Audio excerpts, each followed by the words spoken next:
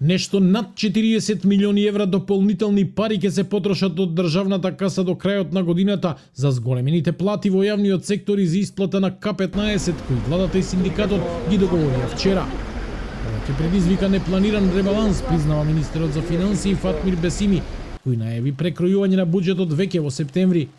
Нови задолжувања ќе нема, а парите ќе се барат од кратење на други ставки, вели за анализа министерот Бесими. Нема да одиме со зголемување на дефицитот, туку некаде очекуваме приходите да се реализираат, а од друга страна ќе видиме како е реализацијата по други ставки. Затоа се прави во септември, кога веќе го планираме и буџетот, се подготвува и буџетот за наредна година. И тука ќе имаме простор соодветно да го калкулираме ова, да нема ефект врз активностите во тековната година.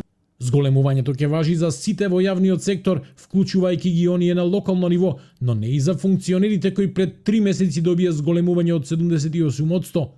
Бесими вели дека од 2025-та договориле системско решение за раст на платите, со кое вработените во јавниот сектор ќе имаат иста методологија за пресметка на плати како и функционерите.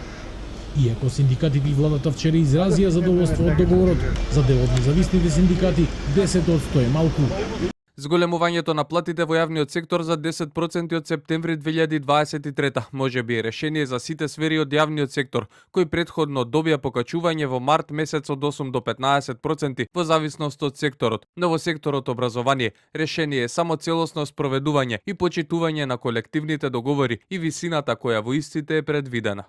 Поради предстојното зголемување на платите и исплатата на К15, со планираниот ребаланс веќе е известно дека сегашната позиција на економски раст од 2,9 ќе се намали на околу 2,5%, а инфлацијата во однос на сегашната проекција ќе се зголеми на околу 9%, како што се наведува и во новата фискална стратегија 2024-2026.